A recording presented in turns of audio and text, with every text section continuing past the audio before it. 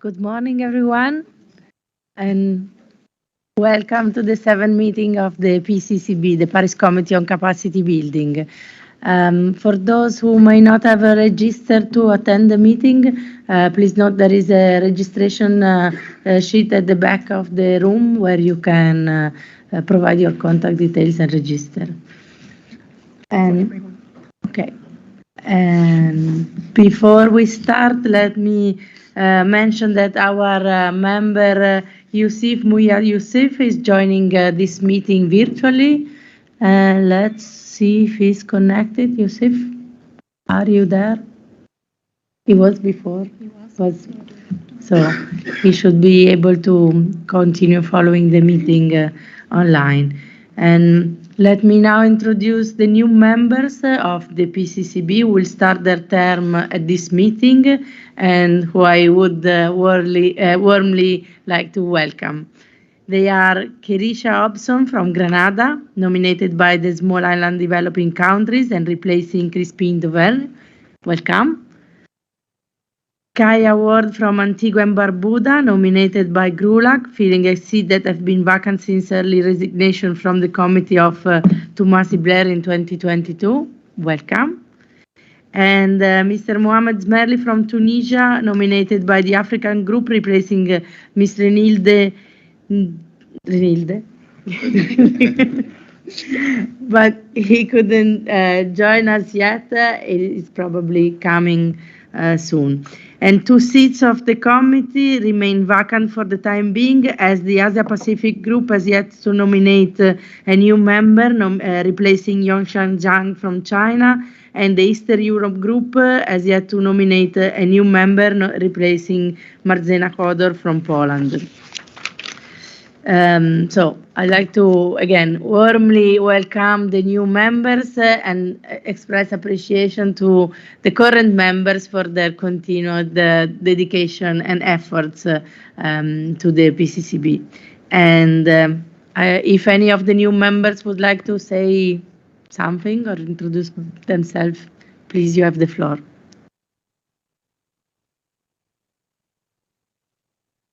And if not, we continue directly, and we turn to agenda item 2A, adoption of the agenda.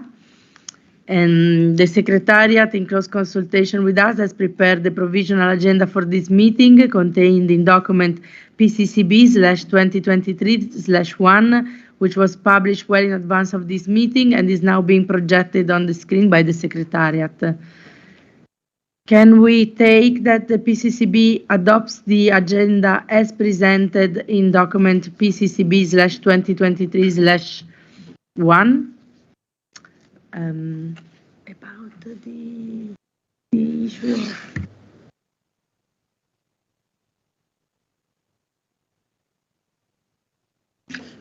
Okay, so hearing no objections, it is so decided. And now we'll project on the screen items to be covered today, highlighted in blue. So let us turn now to agenda item 2B, organization of work.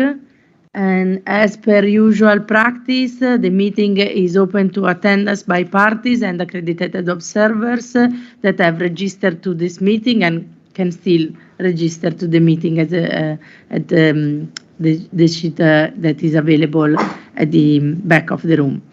Is it at discretion of the PCCB to close the meeting at certain times should internal consultations be required under certain agenda items? And should the need arise for this, we will inform meeting observers that the meeting will be closed to observers for a certain period of time. There will be space for our meeting observers present in the room to intervene under the different agenda items, and we will have a dedicated plenary and breakout group discussions across various agenda items where we will be seeking the views and perspectives of our meetings observers. For all interested stakeholders not registered to this meeting, also a live webcast to follow the progress of the meeting is available, and the only thing is that the viewers will not be able to make interventions. In order to ensure that the PCCB at this 7th meeting is able to agree on tasks and milestones that further enable us to advance in the implementation of our work plan, I would like to invite all participants to engage in results and outcome-oriented discussions throughout the whole meeting. The tentative schedule for the meeting contained in document PCCB/2023/2 present the proposed sequence and indicative timeline for the agenda items. All agenda items will be addressed initially in plenary. And each evening we will be revisiting the tentative schedule for the next day and make amendments to the schedule as necessary, with a view to ensuring that all agenda items are granted sufficient time to make the sufficient progress. I would also like to highlight that, as indicated on the tentative agenda, after the closing of our meeting on Wednesday, 14th of June at 1 p.m., we would like to use the opportunity that we have almost our entire committee here in Bonn. As you know, we are meeting only once per year to arrange bilateral meetings with stakeholders. And if you are interested in having a discussion with us on our work or relevant work that you are doing, or would like to discuss opportunities for collaboration, please do approach us at this meeting. For instance, during the coffee break, with the request to arrange a meeting. And we look forward to having time for a more in-depth discussion with you on Wednesday, anytime between 3 to 6 p.m. So, distinguished members, I would now like to invite you to turn to item 3 of the meeting agenda, elections of the co-chairs. In accordance with Decision 2/CP22, Annex Paragraph 8, the PCCB shall elect annually 2 co-chairs from among its members to serve for a term of 1 year. On behalf of my fellow co-chair Yongshan Zhang, whose term on the PCCB ended just before this meeting, and myself, I would like to express our deep gratitude for the trust that members of the PCCB have put in us, and it has given us a great pleasure to work with you over the past year.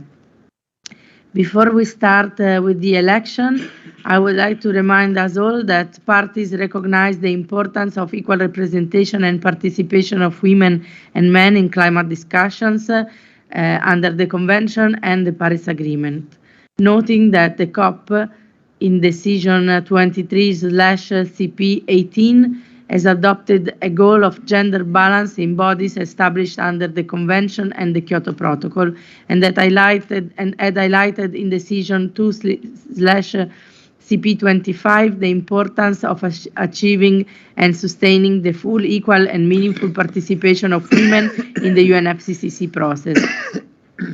I would thus like to encourage members to seek balanced representation between men and women when nominating the co-chairs. And with this, I would like to open the floor for nominations of the co-chairs. Please, colleague, the floor is open.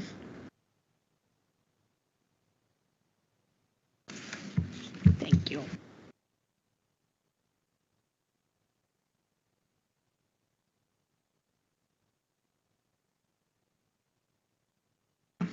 Good morning, everyone. I would like to nominate Ms. Rosibel as co-chair.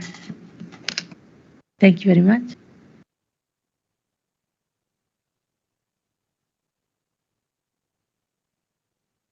Please, Gonzalo. Good morning, Chair. Good morning, colleagues. I also would like to extend my support for Rosibel's nomination. Thank you very much. Thank you.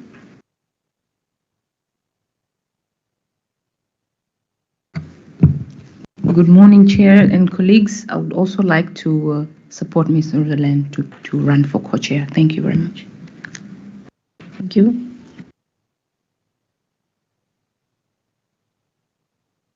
Please, Lily. Hello, everybody. Would also love if Rosabelle served as the co-chair, if she would like to. Thank you very much. And so, if Rosabelle is willing to accept the role, please. Thank you, dear colleagues. I feel honored, and I would love to serve as a co-chair, and I'll do my best to represent colleagues and to do the best for the committee as well. Thank you. Thank you very much. So, I think that hearing that the unanimity of members is voting for Rosabelle to replace Yongshan as a co-chair of the PCCB. It is so decided. And then we have the other co-chair.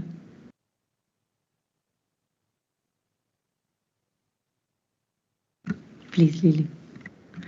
I have been exceptionally impressed by Roberta's management of the co-chair position and would love to re-elect you. Thank you, Lily.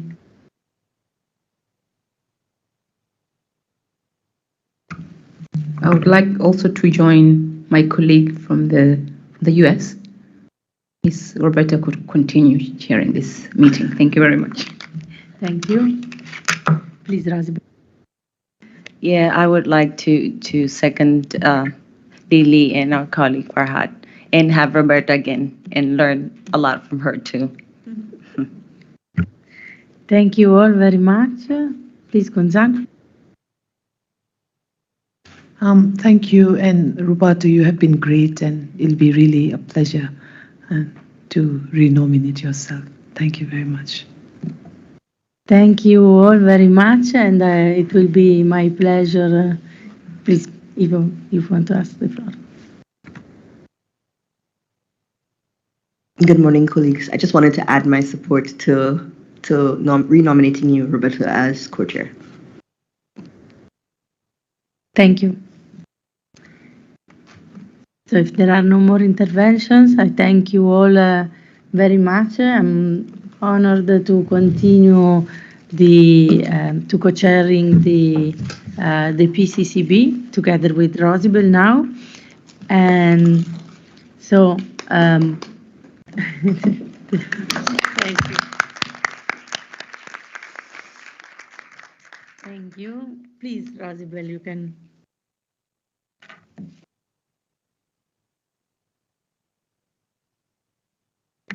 And let us now turn to agenda item 4, implementation of the 2021-2024 work plan of the Paris Committee on Capacity Building. And on this agenda item, the PCCB is invited to discuss progress in implementing its 2021-2024 work plan in line with its 3 priority areas, which are enhancing coherence and coordination of capacity building under the Convention with a focus on avoiding duplication of efforts, including through collaboration with bodies under and outside the Convention that engage in activities related to capacity building, identifying capacity gaps and needs, both current and emerging, and recommending ways to address them, and promoting awareness raising, knowledge and information sharing, and stakeholder engagement.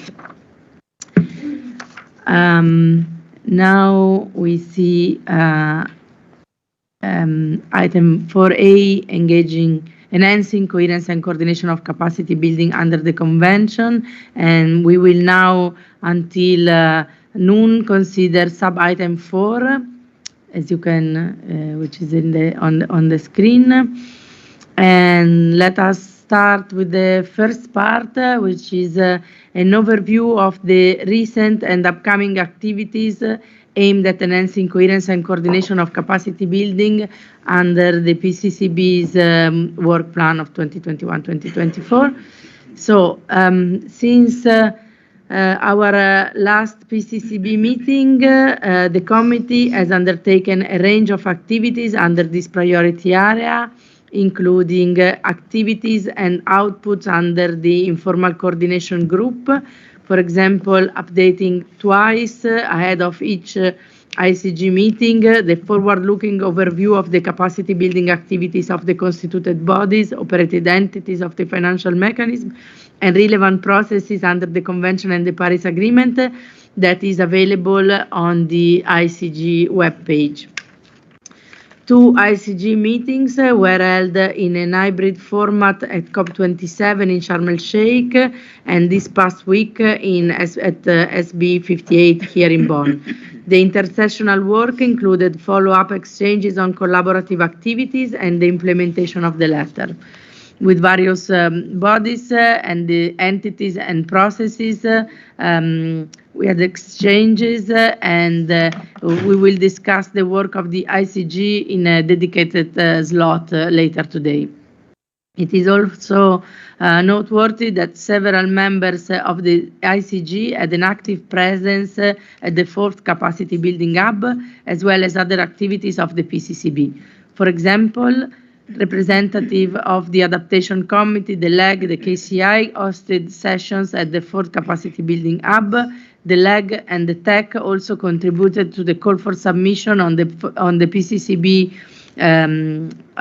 focus area for 2023. Another activity under this priority area was a call for submissions issued from parties and non-party stakeholders on experience, best practices, and lessons learned regarding improving coherence and coordination of capacity building efforts. The findings were analyzed and synthesized and are expected to inform PCCB recommendation on this topic for COP and CMA in 2023. The PCCB has continued to engage with bodies under and outside the Convention and the Paris Agreement and utilize its convening role to foster collaboration and communication on capacity building related issues among a diverse range of stakeholders, including in the context of the PCCB network. And still, since the last meeting of the PCCB, members of the committee participated as speakers or consultees in more than 15 events organized by bodies under and outside the Convention and the Paris Agreement to advance the discussion on capacity building. For example, a representative of the PCCB continued to serve as a member of the expert group on action and support under the Executive Committee of the Warsaw International Mechanism for Loss and Damage and attended a meeting in March to take stock of the implementation status of the group rolling plan of action. And in March, 2 members were also asked to serve on the evaluation panel to consider the proposals and select the host for the Santiago network.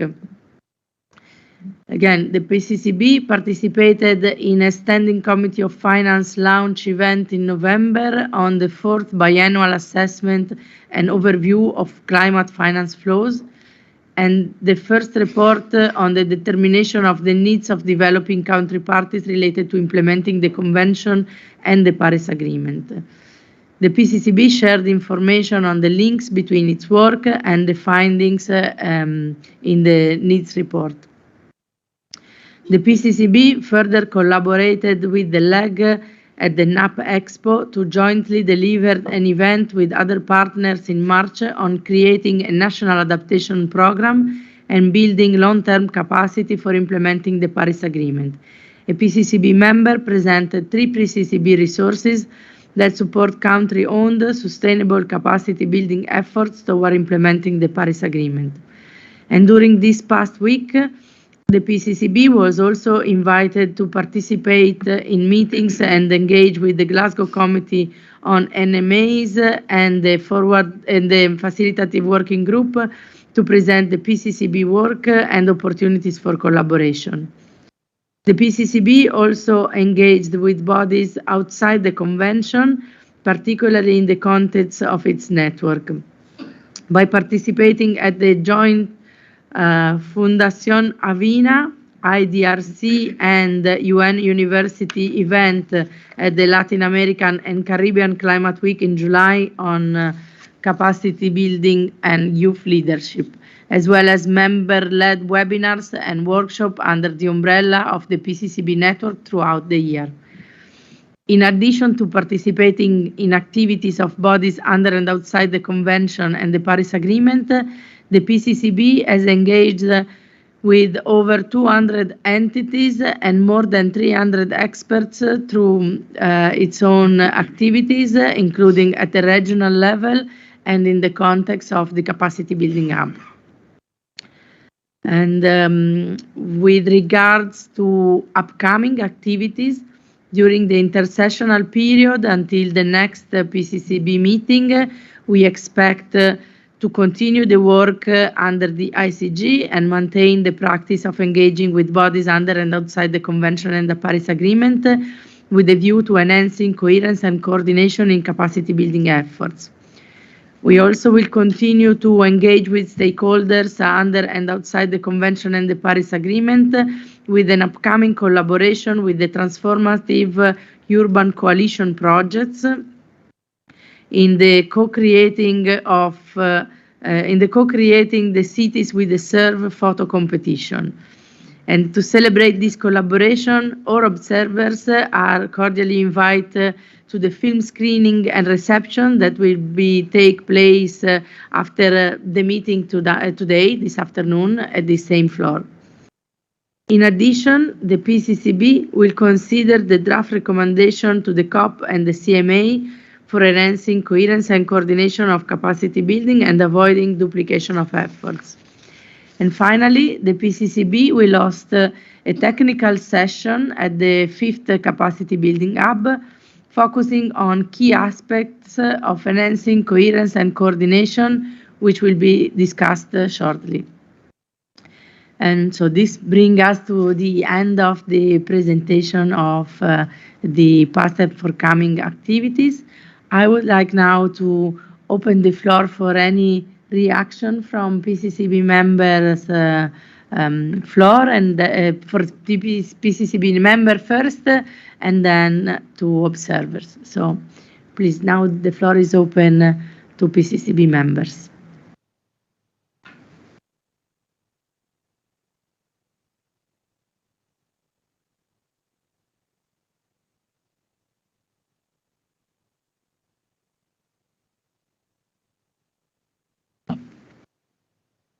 Thank you. Please, Lily. Thank you, Roberta, for that really good summary of activities that have happened since our last meeting. I just think I wanted to highlight something that I've been continually impressed by is the integration of the PCCB and coordination and communication with the other constituted bodies. And so being able to connect with 15 other bodies, I think, is an impressive record, and having individual connections and then also through the informal coordination group, I think has added some stability and institutionalization to our activities, which is of course very useful. And this year, per the previous slide, that we've engaged with more than 200 entities, I think is really a great number, and I'm sure that has been growing over years, and it's great to see that very good proof of progress and work that the PCCB is doing. Thank you very much, Lily. Indeed, recalling all the interactions and well, the meetings, the webinars, and the capacity building hub. It's a lot of things. And well, let me also thank the Secretariat team for the outstanding job in keeping up with all these interactions, and also in particular with the network members. Thank you very much. And with this, I'd like to open the floor to observers for any views or comments.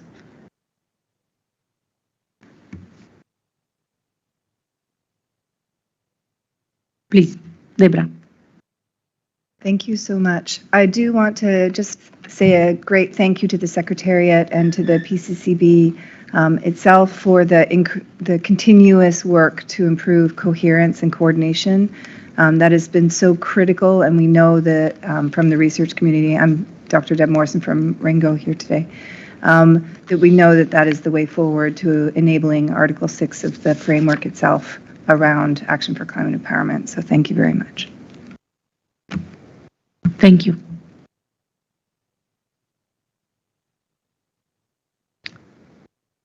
Please, Richard. Thank you, Madam Co-Chair.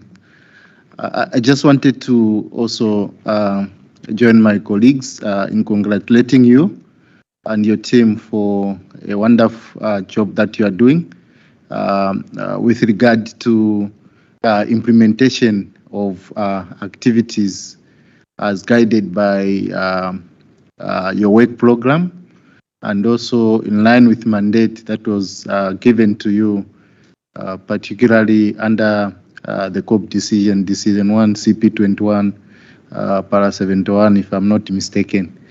However, I wanted just to highlight the fact that much of the work which has been done at this particular level has not been well, well communicated to various entities at national levels.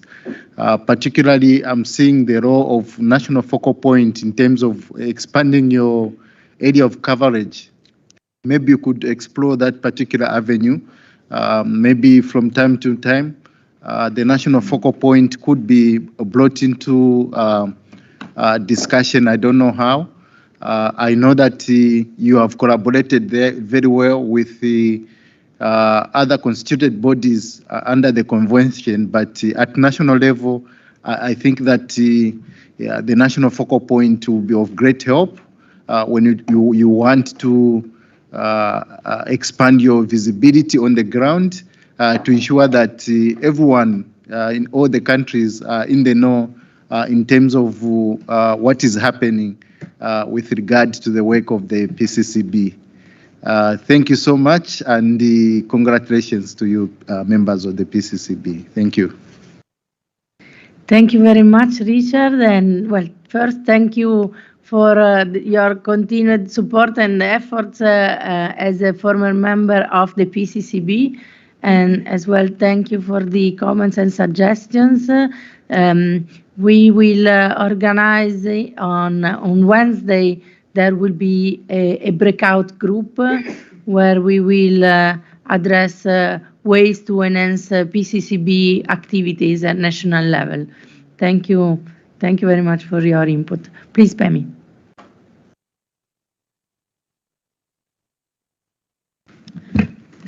Thank you. Thank you very much, Madam Co-Chair, and good morning, colleagues.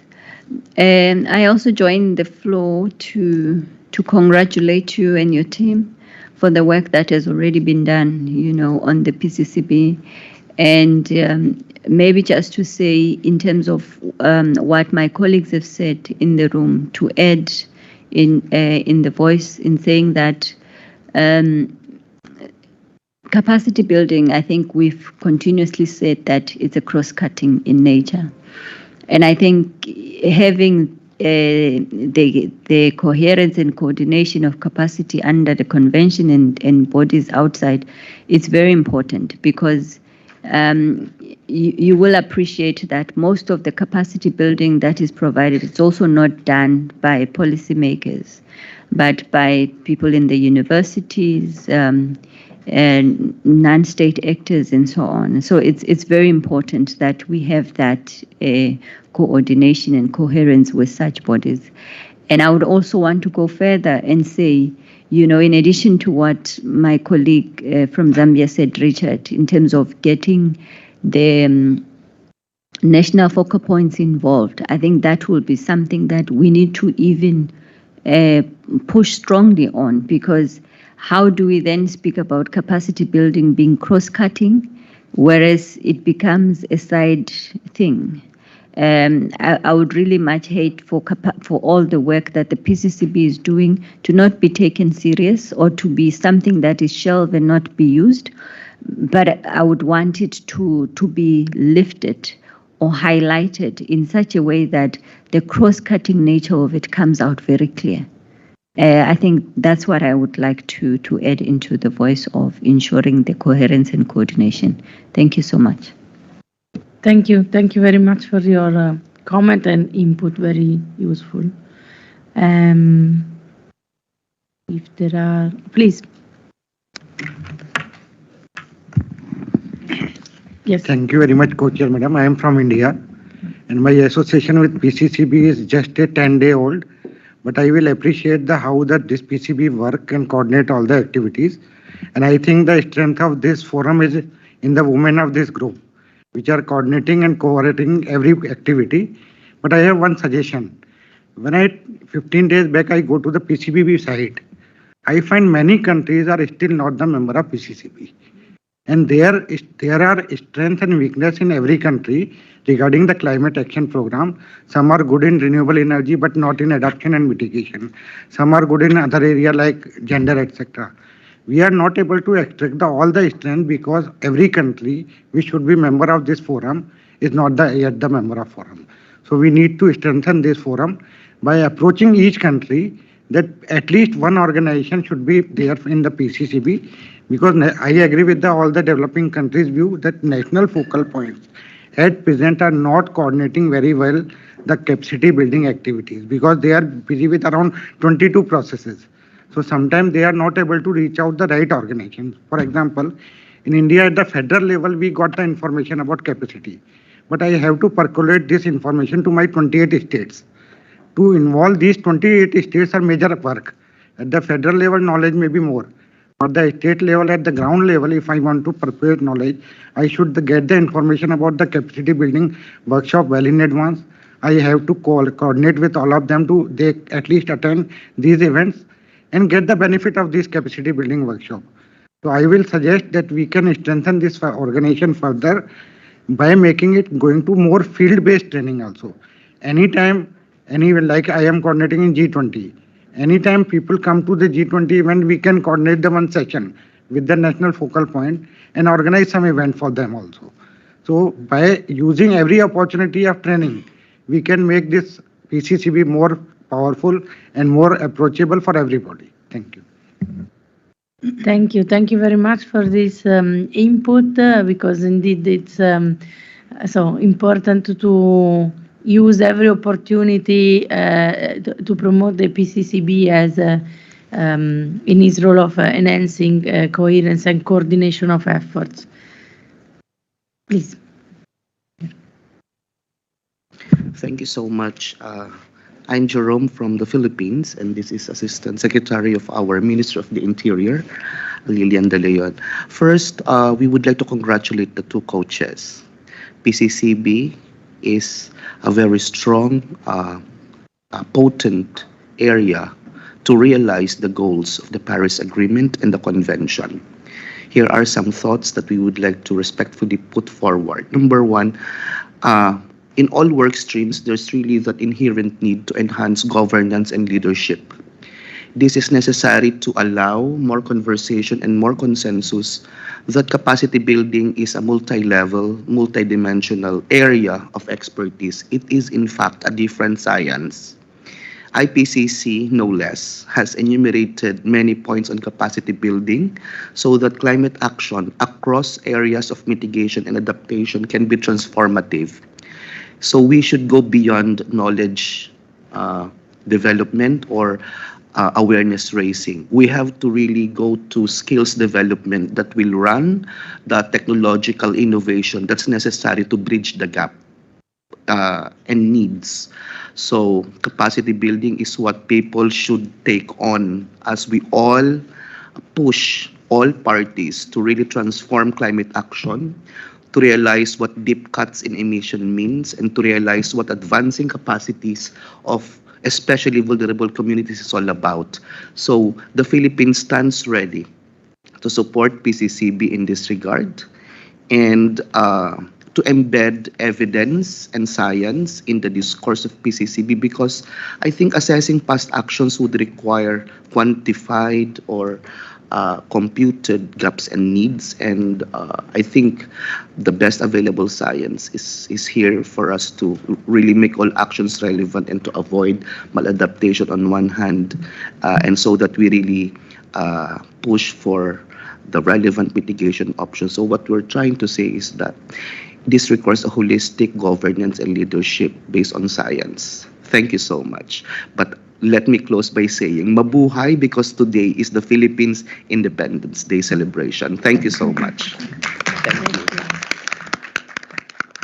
And thank you so much for your contribution and support. Thank you. Please, Cecile. Yes, thank you very much. Yeah, I would just like to also join the former speakers in thanking both the co-chairs, but also the PCCB members for their continued effort throughout the year, as well as the Secretariat, of course, especially on this agenda item regarding the coherence and the coordination.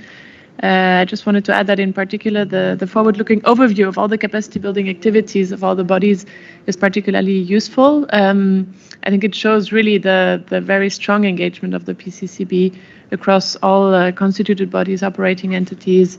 There's a really long list, especially the calendar, the overview of the capacity builders and the capacity building activities in the calendar is very useful. It's really comprehensive, over 51 pages. So it really reflects, I think, very well how active the PCCB is and how many activities are actually out there for capacity building. We live in a world, of course, with limited resources, and so we need to get really most of the results possible from all the activities that are happening. And for that, I think it's really important that everybody is made aware of all the trainings and online materials that exist, so that it can be really harnessed in the most productive and efficient way. And so I think this forward-looking overview is a really great resource. So that's just to point out one of the good activities of the PCCB. So thank you so much for that. Thank you very much. Please. Yeah. Thank you very much for giving me this opportunity. The Gambia would like to recognize and congratulate the co-chairs for their nominations. So what I want to add, I want to also support the contributions from my colleagues that there's need for the role of the PCCB to be strengthened and also recognized in all countries for the fact that for us to leapfrog from the stage we are to a stage that we all aspire to make sure that there's, capacity, strong capacity at national level, because we know that we've been talking about a lot of initiatives now, including the BTR, which also requires, enough capacity for countries to be able to adequately and accurately report based on the reporting standards. And Gambia being part of the countries that is actually, not having enough capacity needed. There is need for, a lot of capacity building in order to make sure that we are able to adequately and accurately respond to the questions, or at least to address some of the climate change issues in our country. So I definitely want to encourage that we engage all the focal points in all countries to make sure that the issue of capacity building is clearly communicated, even in our national communications. We should indicate what are some of the capacity gaps that we have at national level, so that when all these things are, put together, we'll be able to understand what are some of the capacity gaps globally. Since this body is not only looking at one country, but is looking at it globally. So there's need for adequate information to be given to the committee so that they will know where we stand and what are some of the challenges that we have in our respective countries, and as well as looking at it from the global perspective. Thank you very much. Back to you. Thank you very much, and for this important and useful contribution and perspective. We also, as the PCCB, when going attend the regional climate weeks, are really keen to engage in this kind of discussions with parties. So thank you again, and please, in the back of the room. Thank you for the floor, Madam Co-Chair. My name is Halima from Nigeria. I'm representing the National Focal Point, UNFCCC National Focal Point for Nigeria. I would want to recognize all the work that has been, beautiful work for that matter, that has been done by this committee and this group. on the issues of capacity building. I do agree that there is a need to have some coordination and coherence, but prior to that, I think also there's a need to have a lot of work done on raising the awareness of the work that this group does. And it's quite a lot, and it's quite important. We've had over the last week a lot of presentations made, and from what my brother from Gambia has said, there is a real need for thorough and sustainable and sustained capacity building, especially for developing countries, across the board of climate action, whether it's mitigation, whether it's adaptation, even within gender, incorporating gender in a lot of the work that the UNFCCC does. How we are now going to, how will I say, move the work of the PCCB from the UNFCCC level or the partner level to the national level, involving whether it's the parties or the CSOs or any other organizations. But it's quite important that this group touches base, as been said before, with the national focal points, and then work out something.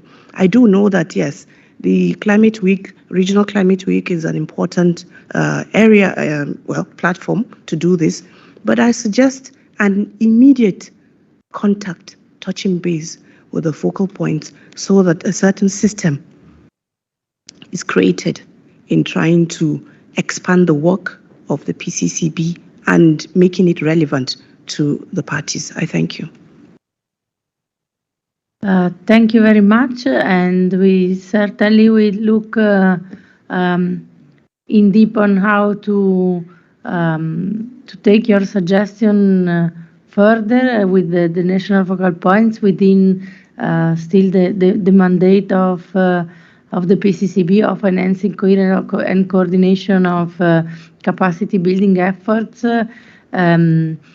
I think it has been mentioned already a few times in the room, the importance of really making aware of the job of the PCCB, of what is available in terms of capacity building, and so we commit to continue working in this direction. If there are no more, please. Yeah. Good morning, Mrs. Chair, and my name is Anne Barr from the Women and Gender Constituency, Mrs. Co-Chairs, and let me congratulate you on your new nominations and apologize for arriving late. We were at the meeting of the Women and Gender Constituency this morning. I just wanted to echo what has been said on the importance of integrating gender in capacity building and in identifying needs and gaps for capacity building. I also wanted to say that I have come here with two colleagues from the Women and Gender Constituency who can quickly introduce themselves, and we will be following the meeting until Wednesday. Thank you. Thank you, please. Good morning. I'm Priscilla Chakwa from Nigeria. Also following PCCB, and my focal person from Nigeria has already spoken about the gender integration, which we feel that this is a very strong point that must be taken on board, but also the reference to the national focal points and in preparation to the regional conference, the regional weeks is also very important. So I just want to kind of reemphasize that CSOs and gender are very critical when it comes to the issues of capacity building, but of course they have to work with the national focal points in ensuring this. So bringing in the national focal points and ensuring that there's this integration is very important. Thank you. Introduce yourself. Good morning. I'm Hafsat Abimbola from Nigeria. Thank you very much, and I'm glad to inform you that we will have a gender dedicated discussion in a breakout group on Wednesday. So thank you for being here. Thank you for joining the discussion. And I see maybe Kunzang has her flag on. Please. Thank you, Co-Chair. Sorry for coming in late on this one. Firstly, congratulations to co-chairs for your being elected as co-chair. We really look forward to working under your leadership. And on this one, I just wanted to share that, especially under the enhancing coherence, coordination of the capacity under the convention, the role of ICG, and I've attended last ICG meeting here, and I was really impressed with the number and the level of capacity initiatives being carried out under the constituted body, and that really made me reflect how important our priority area of the PCCB, especially being identified as in enhancing coordination and the coherence of capacity building, because there are many things happening, and how we ensure coherence and also how to complement that is very, very important. So firstly, my heartfelt gratitude to the Secretariat for all the good work, coming up with the synthesis report and other reports for us to work towards. And then secondly, the work that's been ongoing, it's great, and we need to strengthen more on that. And I would also like to reflect on the importance of capacity building hub co-chair, especially having thematic areas and how we can bring on board stakeholders. So this meeting is also a good opportunity for us to work on further, given the need and what are the priorities, thematic area that we need to identify. And co-chairs, I would like to agree with the need of bringing on national focal points, and so they can be a good ambassador for the PCCB in creating awareness and all the good work that we do, bringing down to the national level, and it's really important. And also I feel it can also help us in increasing number of submissions, because for the PCCB, the submissions from member states and stakeholders is very important basis. And if you really see right now, the number of submissions from member state, we need to really work on uplifting and increasing that one. And I feel the role of national focal point is very, very critical in there. So thank you, co-chairs. Thank you, Gonzalo, for the valuable suggestions. If there are no other comments, let's move on to part 3 of this sub-item, and we'll now discuss the outcome of the 5th meeting of the Informal Coordination Group, the ICG, which was established under the Convention and the Paris Agreement, and that was held on June 6th, and then agree on the next step as appropriate. I will now give a short presentation on the outcomes of that meeting before we start our discussion. So at the 5th meeting of the 5th meeting of the ICG took place in the lunch hours of June 6th, last week. It was organized as a hybrid meeting to also allow those ICG members not in Bonn to participate. And we had 16 representatives from across 12 UNFCCC bodies, entities, and processes represented in the ICG at that meeting. In total, the ICG comprises 16 bodies, entities, and processes, meaning that we had we had a 75% participation rate at our 5th meeting.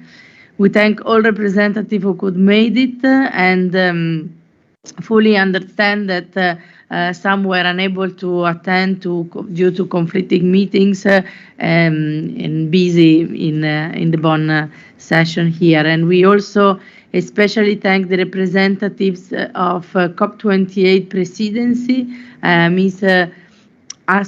Ashwaq Al-Mesabi. Thank you for her attendance to the meeting. And in terms of the outcomes of the meeting, we first had a round on 2 draft ICG e-booklet with capacity building resources that had been prepared for the meeting. Because earlier this year, at the suggestion of one of the CG representative on the ICG, the group agreed to jointly produce e-booklets aimed at promoting capacity building related products and activities of UNFCCC bodies, entities and processes, and to enhance stakeholder access to these existing products and activities. It was agreed that a total of 8 booklets will be produced for publication at COP28 this year on the following 8 themes. Capacity building for climate action, which means capacity building activities supporting climate action more broadly and or on climate development linkages. Capacity building for adaptation and resilience. Capacity building for accessing, mobilizing and scaling up climate finance. Capacity building for climate technology development, deployment and transfer.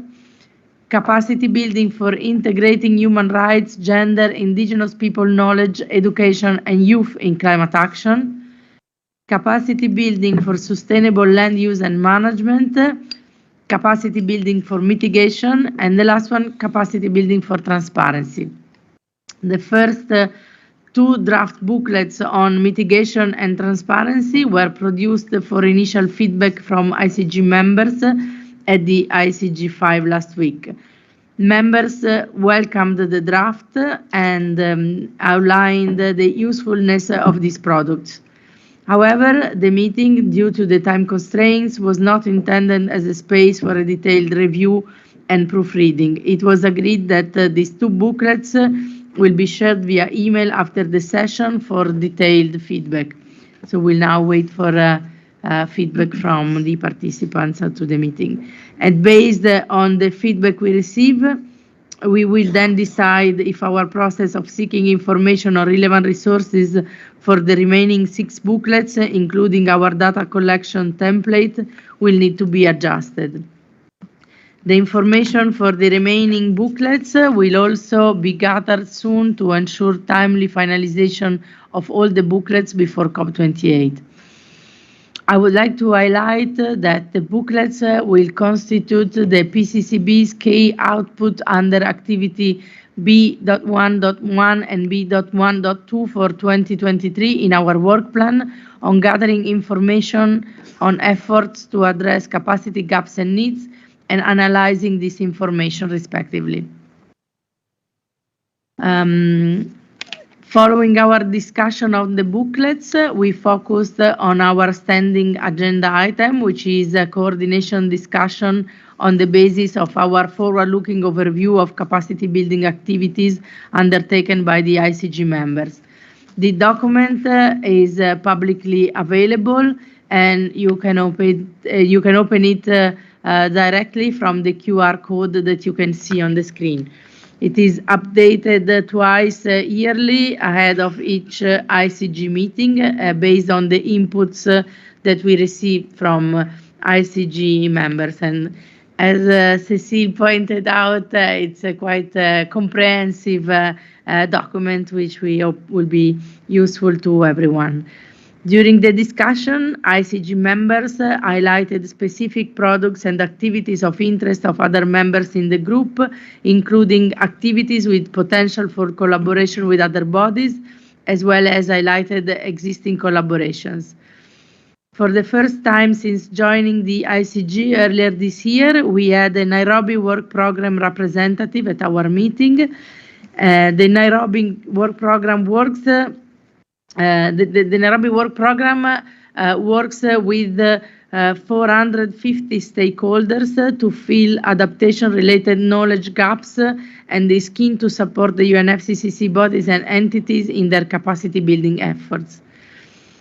We cannot go now into details of all the intervention made at the ICG5, but to just give you one additional example, the representative from the WIM EXCOM highlighted that in the committee's new 5 years work plan, capacity building is an even stronger component, with, for instance, a mandate included on developing and dissemination of technical guides, as well as capacity building and training on the use of these guides. Another mandate relates to compiling information on country-level gaps and preparing guidance tools and technologies in this area. Several ICG members expressed interest on these resources and activities mentioned by other members, and for instance, the CTCN representative noted that he would like to discuss further with the LEG member in the ICG on how CTCN and LEG could collaborate in specific areas. Likewise, the ACE representative in the meeting expressed interest in the work of the KCI in doing and noted her intention to follow up. So the discussion we have had at the last meeting, as well as at the previous ICG meetings, turned out to be really beneficial for coordination among bodies, and members are clearly focusing on the capacity building work their bodies, entities, and processes are undertaking to ensure focused discussions, and have been able to identify areas for further exchanges, coordination, or even collaboration at each meeting. So I'm also very pleased of the outcomes we received. We finalized at this last meeting here in Bonn. And with the support of the Secretariat, a meeting report will be prepared and published on the ICG webpage after the session in due course. Before I conclude, I would like to inform my fellow PCCB members of a bilateral exchange I had with the ICG members from the Standing Committee of Finance last week, as they unfortunately could attend the ICG meeting themselves. And so during this brief exchange, we discussed an activity that was first proposed by the ICG member from the GCF Secretariat in a 2021 ICG survey. The GCF Secretariat suggested that the PCCB explore possibilities for collaboration with the Standing Committee of Finance toward creating a conducive space for relevant bodies to discuss and advise how the financial mechanism can improve its capacity building delivery to developing countries and other relevant stakeholders. This activity has since been discussed several times informally with SCF ICG members and at the UNFCCC sessions. In Bonn, we have advanced to the point of discussing the idea of a workshop led by the PCCB in collaboration with the SCF, and the SCF members offered to discuss this further at their meeting in July, if a concept could be provided to them ahead of time. So we would need to discuss this activity among ourselves within the PCCB, and I intend to share with the PCCB an initial workshop concept note that the Secretariat has kindly developed for PCCB's consideration. I will share it with members tonight, and I would like to have a first discussion with you on this tomorrow during our closed session from 5 to 6 p.m., where we can then jointly determine our next steps. I really look forward to our discussion on this. And this concludes my recap of the ICG 5 related proceedings and outcomes. I will now open the floor to members to discuss meeting outcomes and future steps that we might want to undertake. So the floor is now open to PCCB member to start our discussion. Please, colleagues, you have the floor.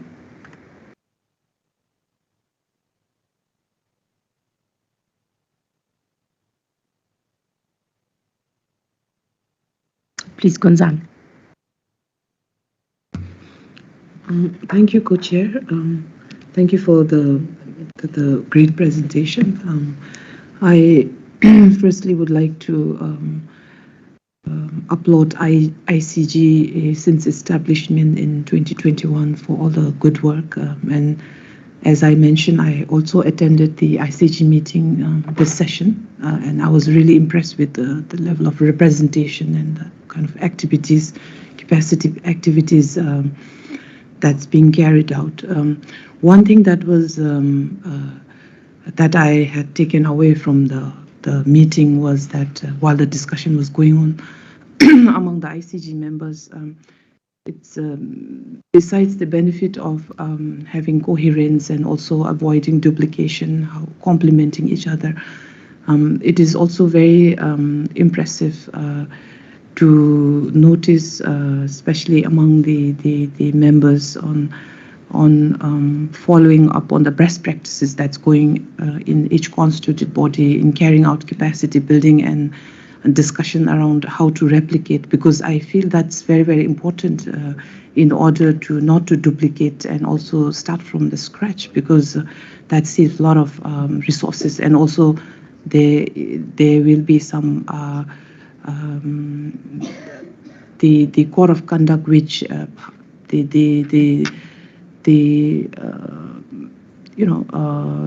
since it's already being practiced, you don't really have to start from the ground one, level zero. So that I thought is very, very impressive. And also, Chair, thank you for updating us on the bilateral that you had with the Standing Committee Finance. Me as a PCCB member, the kind of collaboration and workshop is with the finance is very, very important, and it's welcome. And I look forward to the concept paper. Thank you very much. Thank you very much, Kunzang. Well, indeed, I have to say it was also this time a very good discussion with ICG member, and it is really useful to have this kind of gatherings among constituted bodies representatives, having the opportunity to have really focused exchanges on capacity building activities, and their contribution is really informing the PCCB work a lot. Please, Lily, you have the floor. Thank you for the useful readout about the informal coordination group meeting last week. I'm looking forward to discussing tomorrow the concept notes. That was useful to hear about. And regarding the meeting last week, I was just curious if you could remind us, will the e-booklets get shared with the broader public, or is that an internal PCCB activity to analyze and inform our other activities? So you mean as final products? So they will be published and available to everyone. Yes. Great. Absolutely. Well, that makes me very excited, because I remember last year I was attending the informal coordination group in person, and it was really fun to see representatives from the different bodies as they summarize their activities say, oh, that would be really useful in my constituted body, and vice versa. So I think these booklets by topic will be useful for people in institutions in the UNFCCC, but then also the public as well. It's really easy to search by topic sometimes if you're less familiar with the bodies themselves. So I'm pleased to see that go forward. And just one more comment was I was pleased to know that there was a new person attending from the Nairobi work plan. And so hopefully next year we can have even greater attendance as well. Thank you very much, Lily.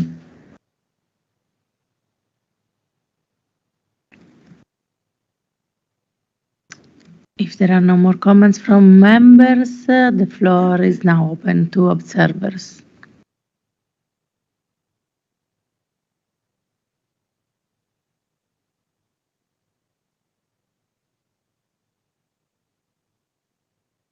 Please, Deborah.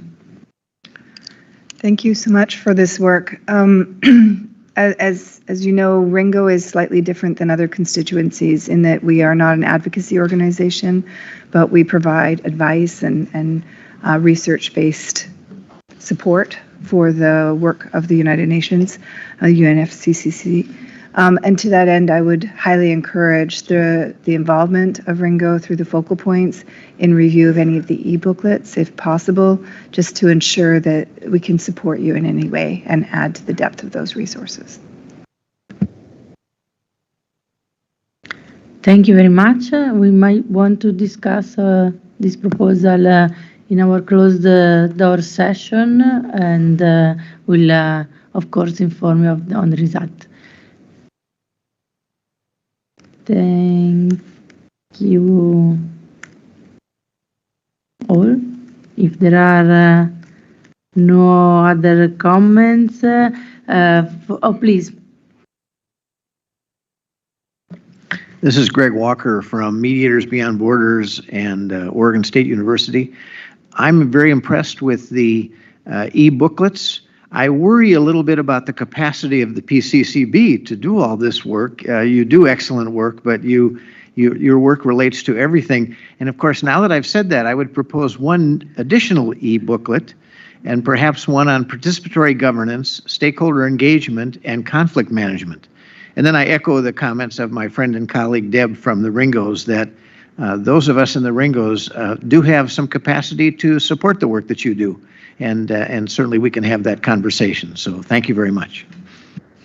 Thank you very much. We will certainly consider your very kind offer and discuss it and let you know. So far, anyway, the booklets are intended to collect and share materials, tools, toolkits, capacity building developed by constituted bodies. Just because we know it can be like infinite, the pool of resources and activities going on all around the world on these topics. So to start with, this was an exercise devoted to collect information on what was developed and is being developed by constituted bodies. But thank you very much for your proposal, and we will discuss it. Please. Thank you very much, Madam Chair. We deeply appreciate these e-booklets, and from the Women and Gender Constituency, we're very happy that this is being produced. But we have a little bit of concern because most of the grassroots women organizations might not have access to this because of technology, especially from the African continent and the global south. So our concern is that how will this be disseminated to them? Because these are very critical information. And of course, for the grassroots women organizations, that there will be the need for us to see how this can be disseminated. But because of the technology issue, how will this get there? We are just concerned about the process of dissemination. Thank you. Well, the booklets are intended to be online only, not printed. Will be promoted at the regional climate weeks as well, and I think through the PCCB network as well, and we will rely on the support of practitioners and members of the PCCB network to disseminate these booklets more and more. Please. Yes, Mr. Chair, following up on what has just been said, maybe if you intend to promote these e-booklets during the climate weeks, regional climate weeks, a suggestion might be to, in your work in the ICG, together with the constituted bodies, to see how it's possible to link NDEs that are participated in these climate weeks to local civil society members, groups, to invite them for capacity building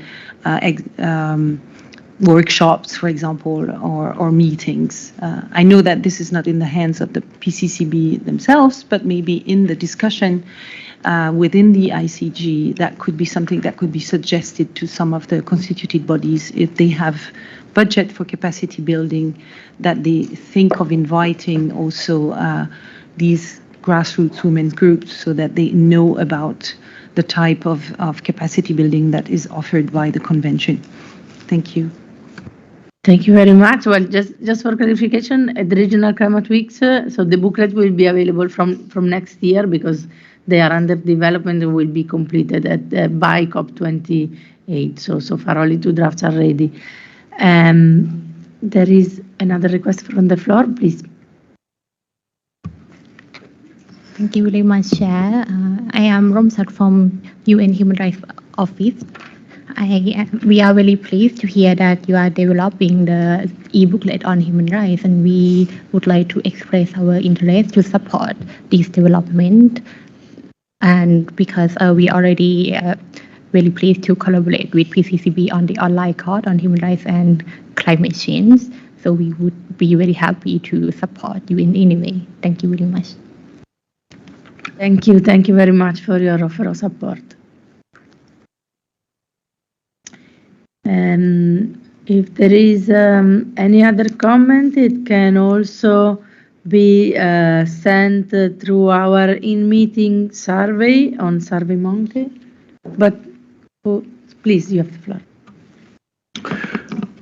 Thank you very much. I just have one comment that I would like to share, which is mainstreaming of capacity building initiatives into our national development plans, which could also be very, very important. So my suggestion is that national focal points through the PCCB should be encouraged to mainstream capacity building initiatives into their national development plans, because we know that capacity building actually requires funding.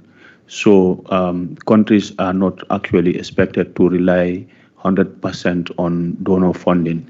Instead, there should also be efforts in the side of national governments to ensure that capacity building, is particularly relating to climate change, is mainstream into both national development plans and as well as sector policies and programs. So that is the suggestion that I want to put forward. Thank you. Thank you very much. And please, from the back of the room. Yes, from the back of room is Richard. Thank you, Madam Co-Facilitator, sorry, Co-Chair. I'm not in a negotiating mood. First of all, let me once again pay my tribute to you and your team in bringing such kind of innovative process. I know that the ICG has remained to be one of the key fora where all the constituted bodies within the convention are brought together for the purpose of synergizing the works of PCCB with those of the constituted bodies. However, I want to make an appeal that the forum has been held. This is now the 5th meeting of the ICG. And as such, there has been some progressive ideas which have been made and also agreed upon. And the PCCB has taken up that particular responsibility to make known in terms of, first of all, the materials that should be accessed, particularly by the developing countries as they implement various capacity development initiative in their respective countries. The issue that I want to flag is the same like the other one. So the work and also the compilation and also the results of the ICG are not within the framework of the focal points and another regional or maybe national, what I can say, national mainstream of capacity development. So maybe they could be, in terms of the way forward, you could, like I had proposed earlier, find a way. I know that during the last meeting there is a possibility that some of the works that you have done will be launched at COP28 in Dubai. So maybe you could take advantage of that and bring in the national focal points who will be at that particular session to explain your works and also to make available such kind of materials to them to ensure that as they coordinate the national level activities, they are able to understand or to know what is going on at the global level. I think that is the only link that is missing. There's so much material that has been developed, so much work that has been done through the ICG, but this work, like I said earlier on, might not be within reach of several national focal points. I know that you have, from time to time, referred stakeholders to the PCCB website, and that has helped, but I wanted to be practical and ensure that maybe you just deliberately have a program as you launch such kind of materials. You should be able to coordinate with the national focal point, because what it means that you will have already collected the materials from all the constituted bodies, the lessons learned, good practices, experiences. Then you want to bring these experiences to the mainstream of the national focal points to ensure that as they also implement their national actions at their levels, they should be able to make reference to such kind of materials which are already available at global level. Thank you so much. The PCCB Hub has provided that particular platform, but maybe you could go further and now directly engage with the national level personnel. Thank you so much. Thank you very much, Richard, and sorry, because without my glasses, I cannot see from distance. I just saw someone raising his hand. Oh, someone else, but just to respond now, thank you very much for for the suggestion. Indeed, there is a lot of work that is being done, and thanks also to the members of the ICG.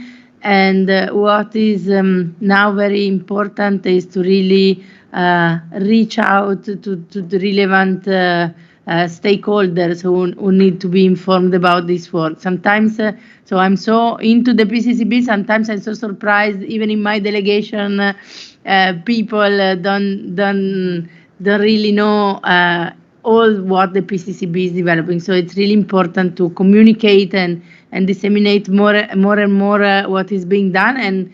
And we absolutely will look into how to invite, for example, national focal points at the launch event of the booklets at COP28 at the Capacity Building Hub. And I think this is a very good suggestion from you also to give more, will help us to give more visibility again to the capacity building hub during COPs, which for us is a very important space during COPs to exchange experiences and enhance networking among capacity building stakeholders. And please, I don't know who was asking for the floor, but you have the floor. Thank you, Madam Chair. First of all, I'd like to congratulate you on your leadership. And as mentioned, that the fifth meeting of ICG, we have list of 8 e-booklets. But as the least developed countries, we often face capacity building gaps. Although we have also from the 8 e-booklets, would the ICG plan to come up with booklets specifically for loss and damage and Article 6 as well. And also looking at the document, forward-looking overview of capacity building activities of constituted bodies, operating entities, and UNFCCC processes represented in the ICG. I'm not sure if there is one on specifically on Article 6. That's what I just want to raise. Thank you. Thank you very much.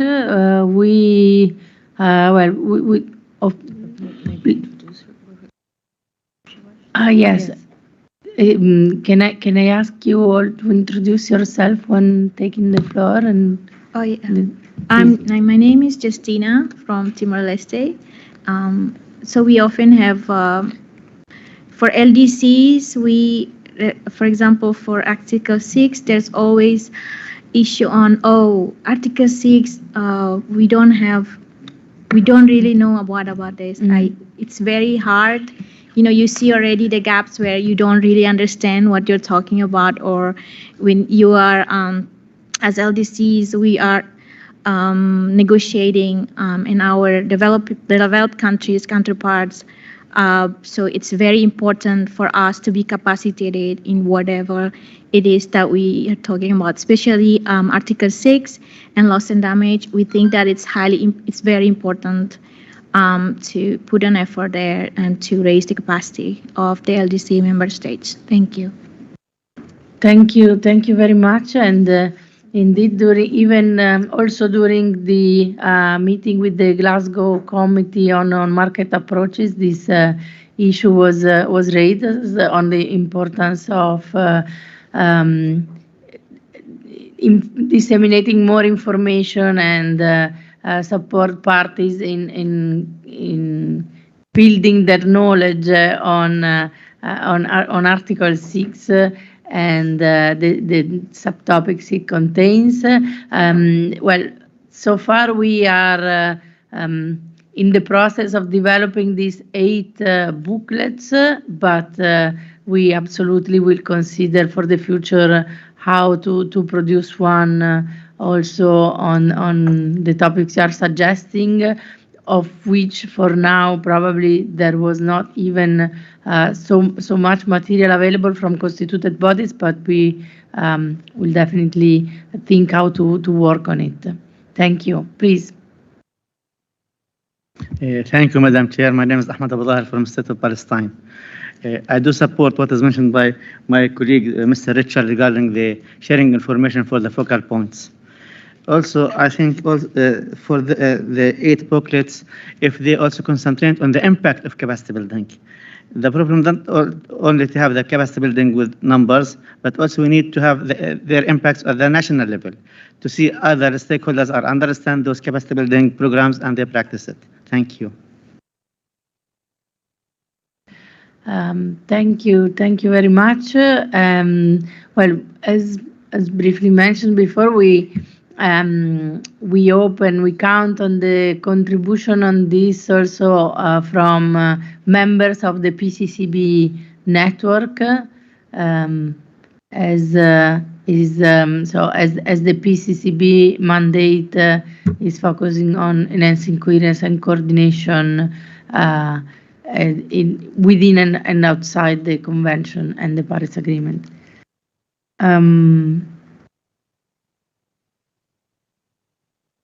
So you can also send more comments and suggestions to the survey available on SurveyMonkey, which is accessible from the link you can see on the screen, and we'll be glad to react on your comment and suggestion.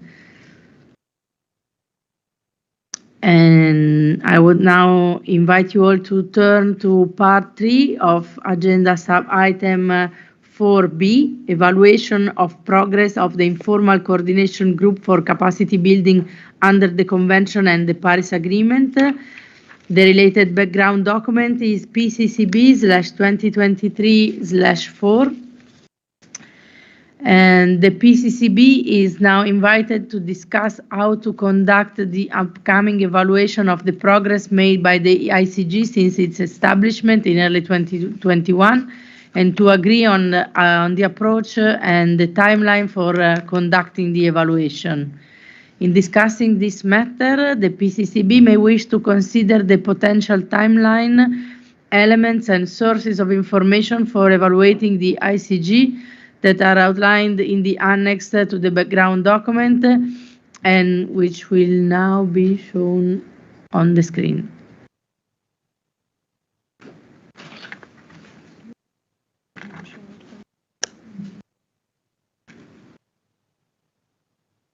Let's see again.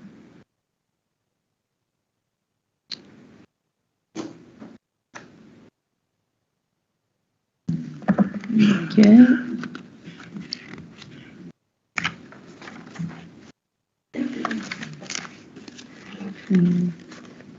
Okay, here they are, and the floor is now open for PCCB members to start our discussion.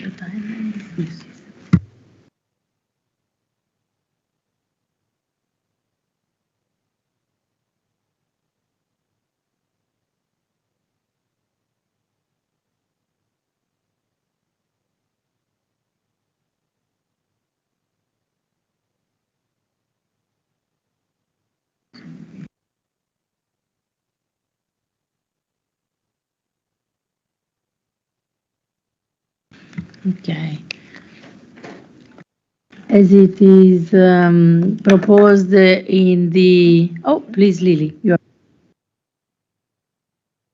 Sure, thank you. I was just going to respond to the proposed document we have in front of us, as I believe that was the question. It looks quite thorough to me, and I think it lays out many good things that we as members should take into consideration when evaluating the ICG, which also provide kind of stepping stones for if we need to provide any recommendations or feedback to be able to improving the ICG. And I guess maybe a clarifying question. I was curious where the e-booklets would fit in under potential sources. Does that count as an outcome of the ICG, or would that be as one other piece of it? Thank you very much, Lily. And well, yes, I think they are really a product of the ICG, as they were the idea of developing booklet was suggested by representatives of the ICG group, the informal coordination group, and developed in close collaboration with the ICG members. So yes, and thank you very much for your comments.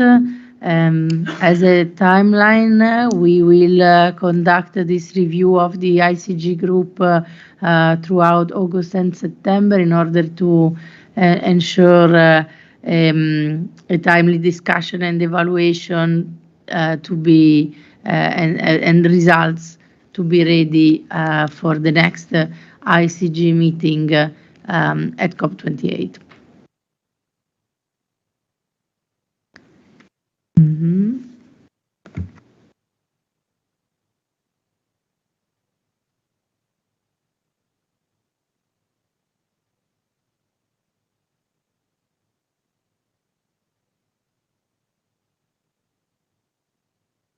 Sorry, if there are no more comments from the members, but comments or questions from observers, the floor is open.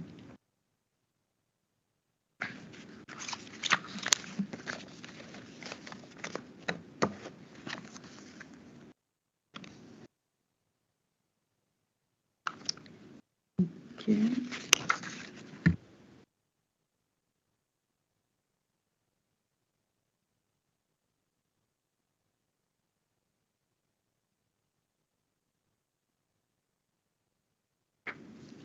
If not, oh, please, Anne.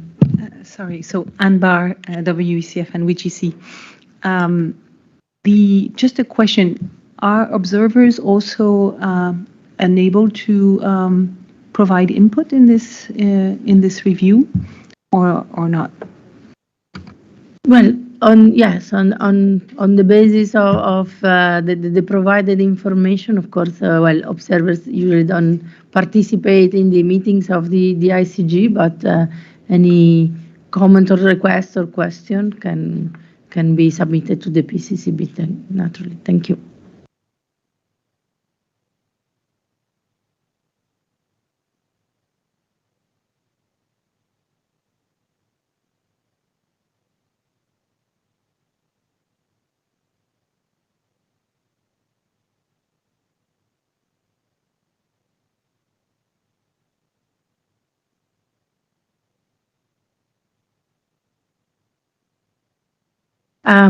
Yes, if it is, if it can be useful, we can, beside the internal survey for ICG members, share with parties and organization a dedicated survey to collect inputs and how the ICG work is perceived from outside, from parties and observer. If it can be interesting or useful, we are really keen to do that. Thank you. I think that would be very useful. Thank you.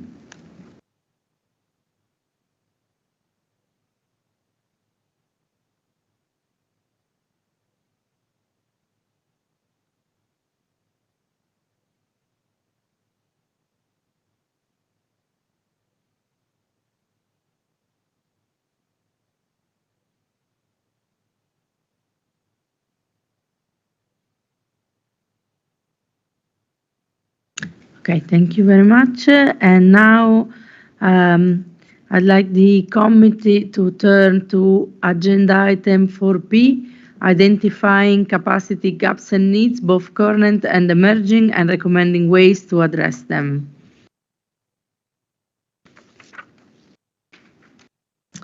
So at first, let us look at the activities undertaken since PCCB 6, as well as upcoming activities.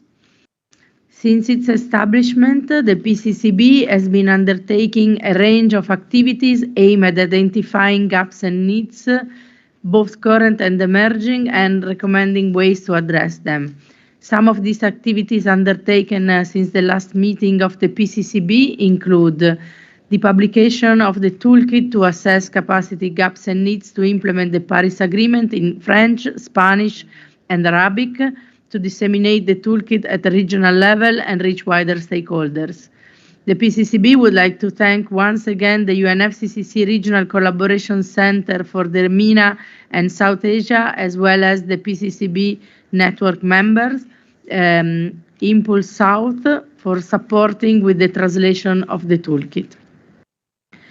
Another activity is the continuation of the PCCB and the Office of the United Nations High Commissioners for Human Rights online course on human rights and climate change, launched in June 2021. As of December of 2022, the online training course was enrolled by more than 18,000 learners from over 170 countries, with a total of around 4,600 certificates being issued since its launch. Then the publication of the technical paper on enhancing the ownership of developing countries of building and maintaining capacity for climate action. The technical paper was launched at an event during the Capacity Building the Capacity Building Day at the 4th Capacity Building Hub in COP27. And the session contributed to the ongoing discussion on how country ownership of capacity building can be better ensured. It engaged representatives from the OECD, Impulse South, the Indonesia Expert Network on Climate Change and Forestry, and Czech's presidency of the Council of the EU. A technical session will be hosted at the 5th Capacity Building Hub to discuss findings of the technical paper, which we also will discuss later.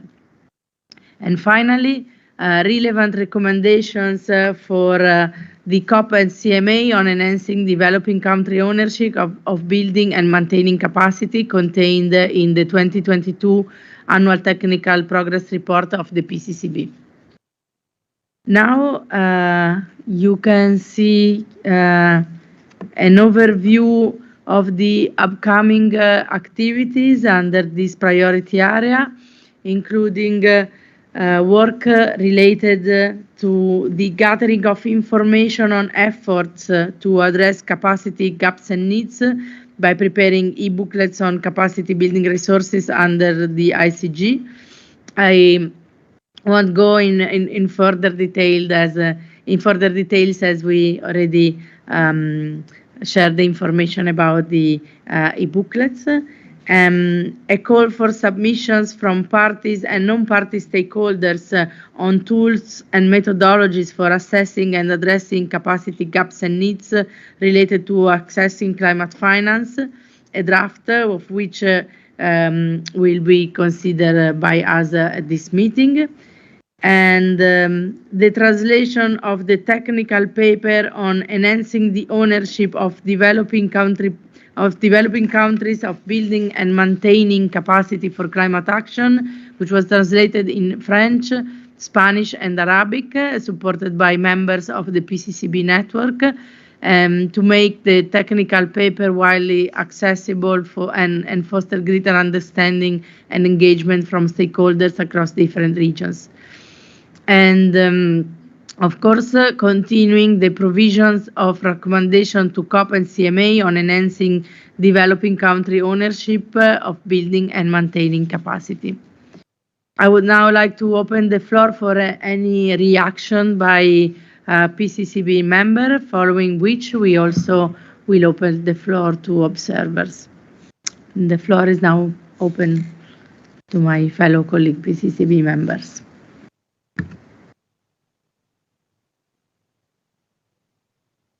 Please, Lily, you have the floor.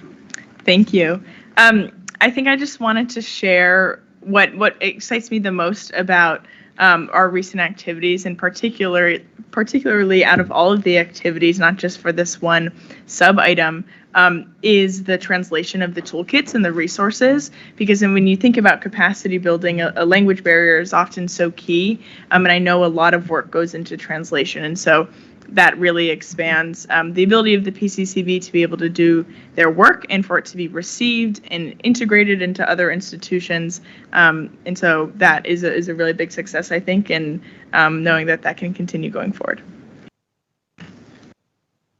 Thank you very much, Lily. Indeed, the challenges on language and translation were mentioned a few times already in different conversation, and we are really glad that we could address this issue thanks to the PCCB network members, and this is also another, I think, fruitful result of the activity of the PCCB, establishing the PCCB network and having active contribution from member to the success of the PCCB activities and capacity building enhancement.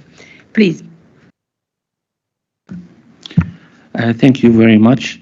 Ahmed Abdurrahim, Regional Program Director at the Center for Environment and Development for the Arab region and Europe, CEDARI.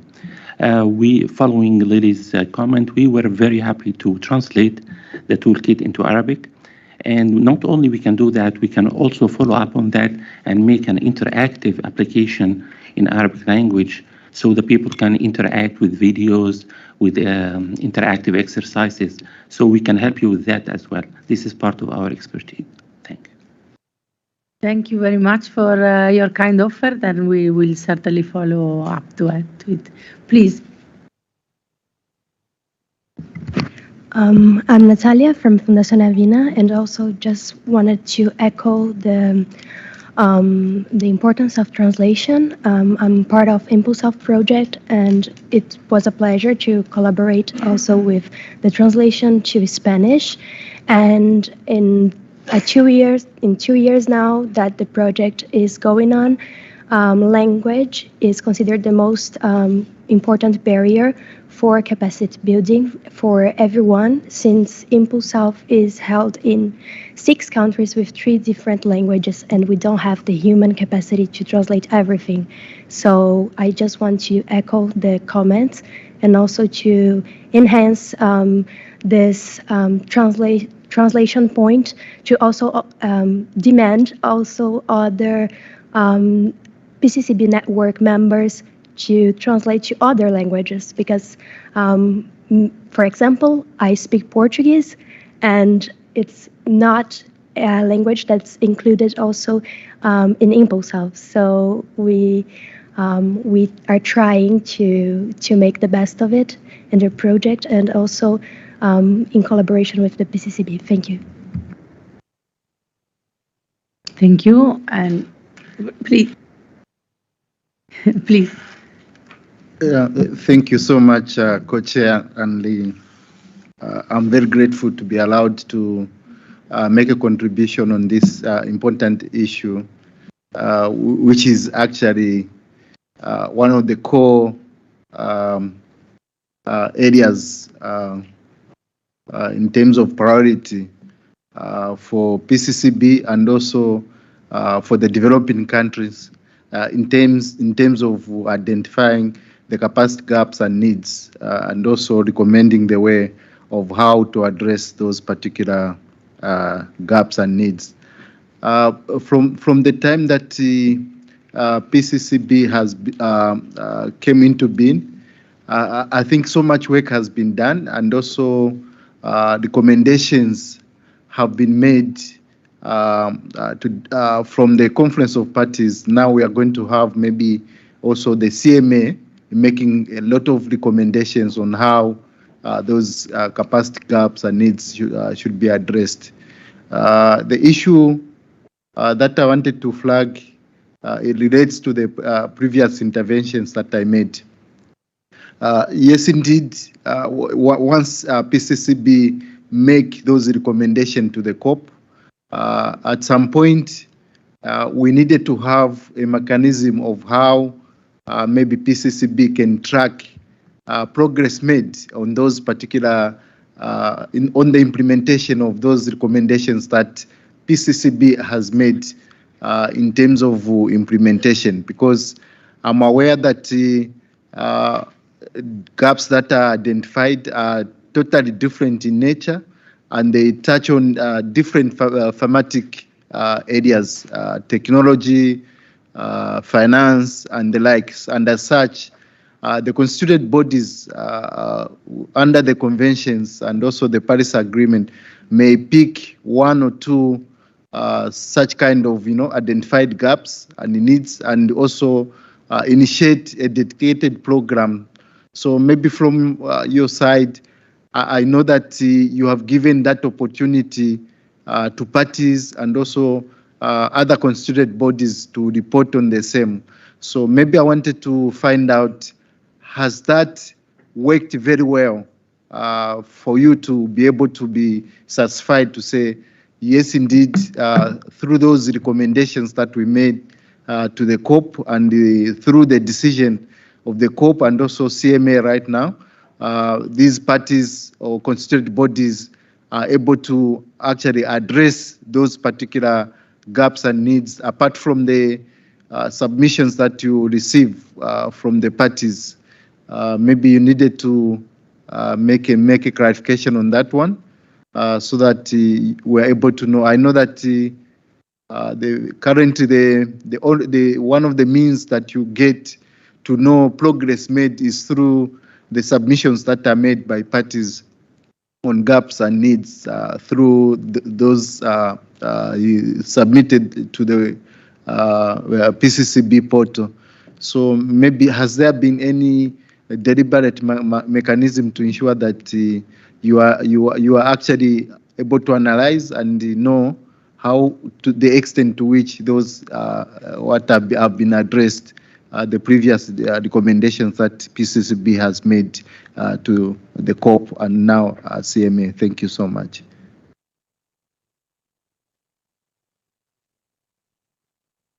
Thank you very much, Richard. And indeed, you raised a very important point. We started asking ourselves the same questions, and we will organize tomorrow afternoon a breakout groups on this topic, on the impact of recommendations at the national level. So thank you very much for bringing this issue forward. Please, you have the floor. Thank you, Madam Chair. From the WGC, we just want to say congratulations for the tremendous work that you have done, especially on the online courses. 18,000 from 117 countries, that's a lot. And so you need to be congratulated for this. And as WGC, we're offering that on gender. We might be able to support some more courses, if it is possible, to bring in the language on gender and climate change, if we're given the opportunity to do so. Thank you. Thank you very much for your offer. And once more, let us thank PCCB network members who participated and made possible the translation of the toolkit, and continue to engage with the PCCB to advance capacity building efforts. So with this, we might want to take a little break. No, there is one more request for the floor. Please, Pemi.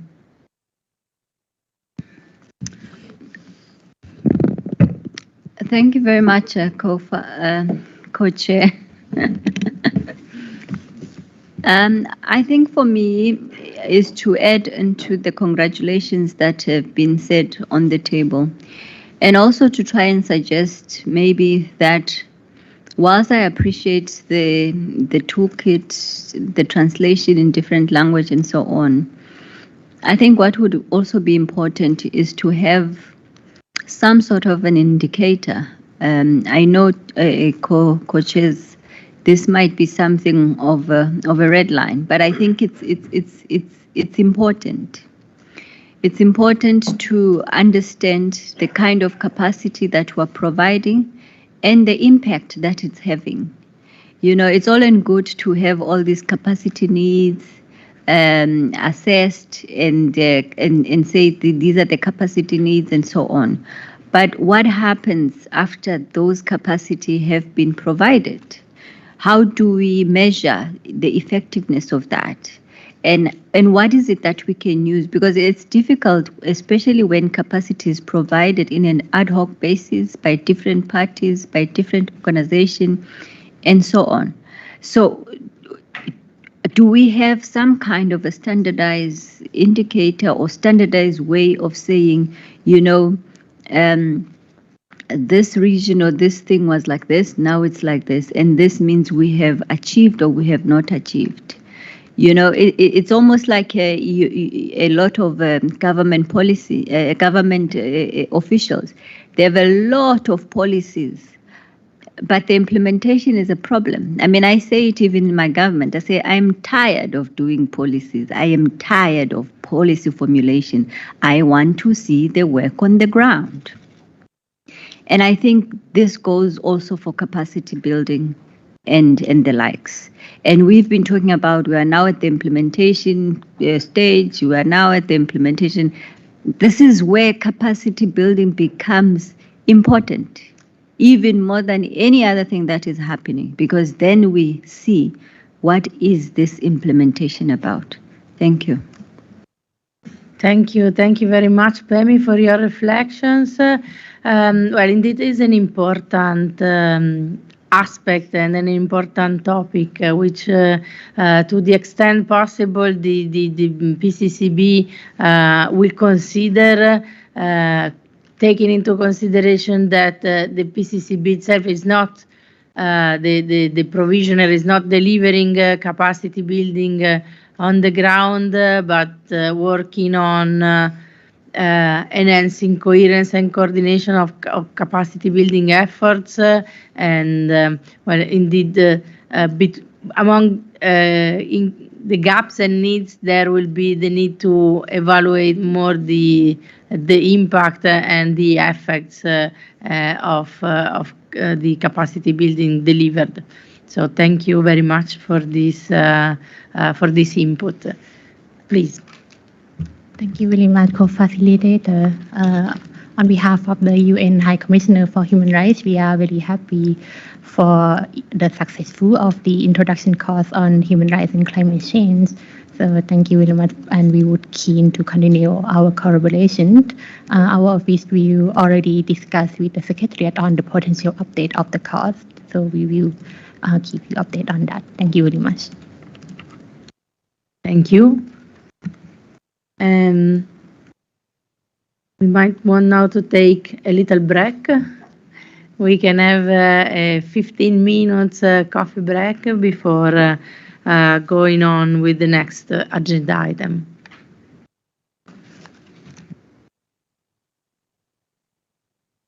And there is coffee served outside.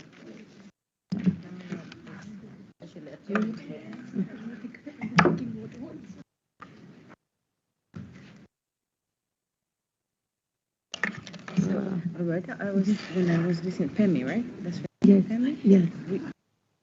I remember there was a slide that was very important. We do have maybe photo breakout. Okay. We do have, them, the secretary. Because this is in the... This is for the toolkit. Okay. Yeah. I remember. Thank you very much. Just since you're not in an agriculture, congratulations. Yes. I'm just giving you also out Roberta for moderating today, but then you can follow more details, right? Yes. Just one up.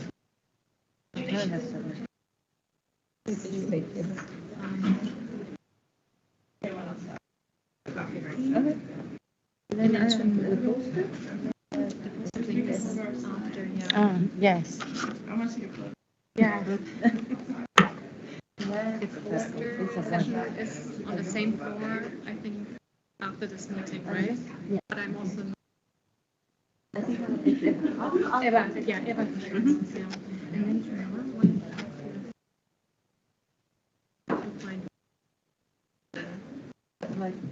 Yeah. And we're all working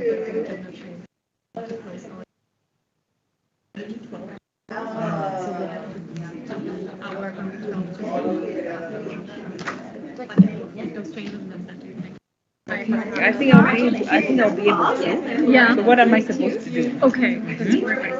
Thank you so much. So yours are these recommendations. Yes. And they are included in the BN5. You can find them there, like the draft ones, right? Only the drafts, and they have been drafted mainly based on the synthesis report that the PCB has done on this topic. But really, it's both for members and observers to reflect on, and if they find them accurate, if they feel like anything key is missing.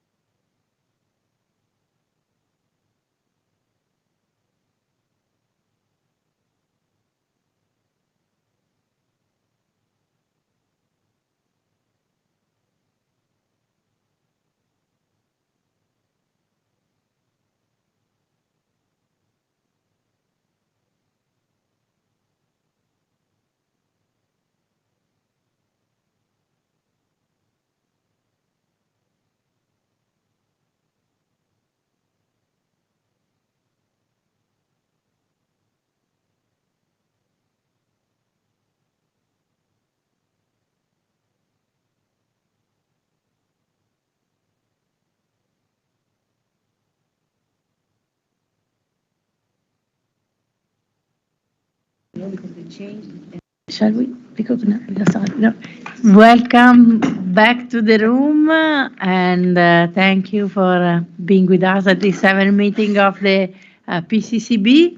Let us now move to part 2 of the agenda sub-items on efforts to gather and promote the development and dissemination of tools and methodologies, including a call for submissions on tool and methodologies for assessing and addressing capacity gaps and needs related to accessing climate finance.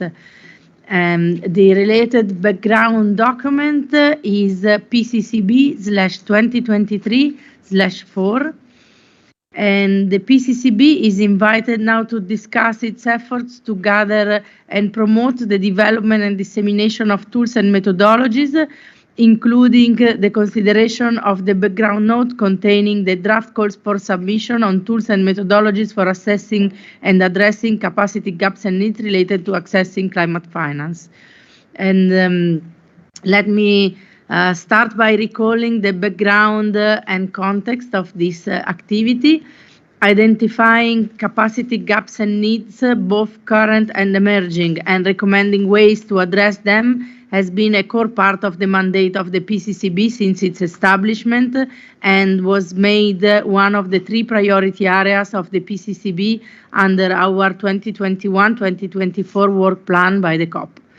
COP25 mandated the PCCB inter alia to continue efforts to gather and promote the development and dissemination of tools and methodologies for implementing capacity building activities.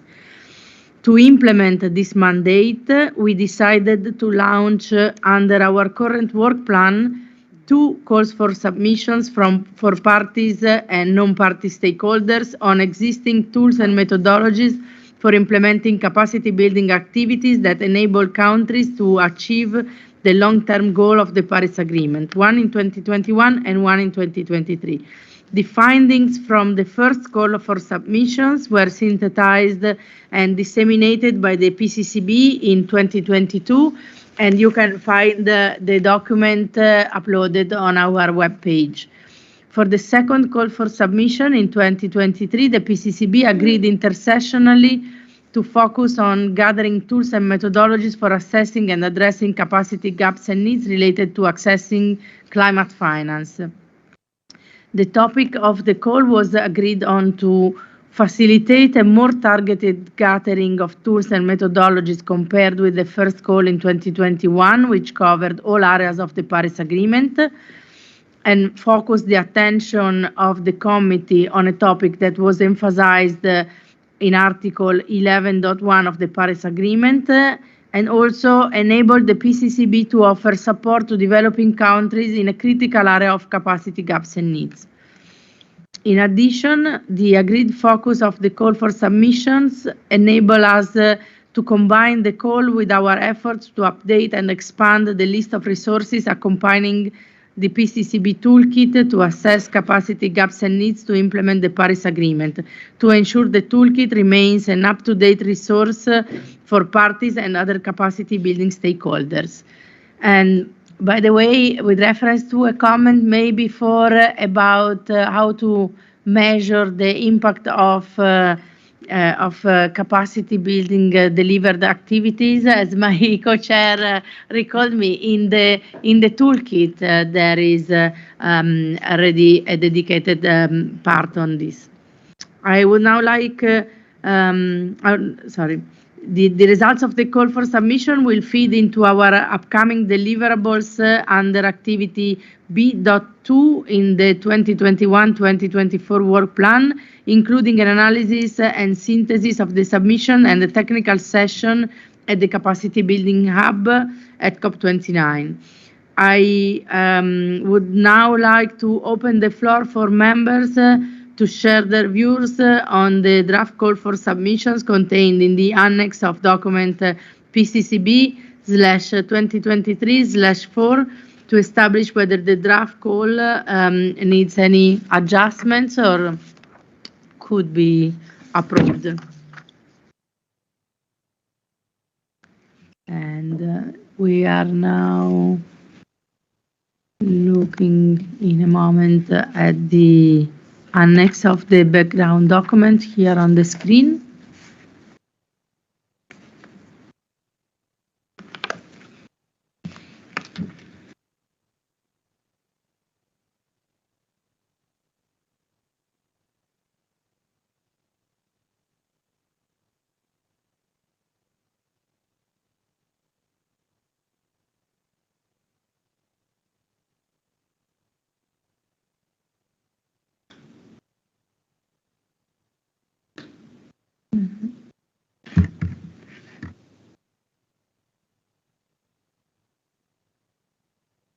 So the floor is open to members for any comments on this topic, and please, I see Lily.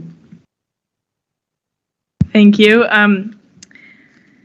This was a very useful call, and I think it's great to be able to focus on this specific topic. And especially, I like just the notion in general of having a call for more tools and being able to use that as an input to our toolkit. One thing I just wanted to add as a potential suggestion for this on who can submit, that I think the paragraph should expand a little bit to include UNFCCC and Paris Agreement for just the respected, parties, bodies, and other things as well.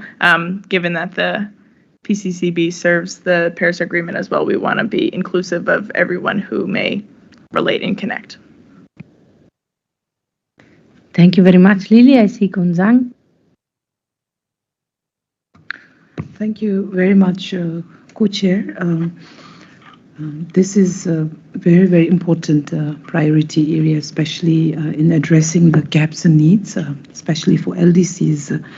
And from the prior discussion, some of our colleagues mentioned on the importance of having indicators or criteria for measuring the effectiveness of capacity building. So this is, I feel this is really, really important tool or mechanism or whatever you may call in identifying and addressing the gaps and needs, and especially the focus of PCCB in climate finance. That is key, because whatever capacity issues, whether we're initiating new or continuing the support funding, the climate finance connection is really, really important. Going forward on the submission, firstly, the timing that's given to submit the inputs is very important. So in order to make sure that we have as many submissions as possible, that is something that we as member should be mindful of going forward to COP28, and then Secretariat working on the synthesis report, and then going into the capacity hub, and also I see the linkage between this and how it's presented to ICG. This is an important aspect, because then how the resource and how what kind of gaps and needs and how it can be addressed. So as it was raised by some of the colleagues from the floor, we have many good document, but how do we take forward at the national level, and how do we have that continuity and build on that, and also at the same time see the effectiveness, so that is important way forward in how we link that. So thank you very much, Co-Chair. Thank you very much, Gonzalo.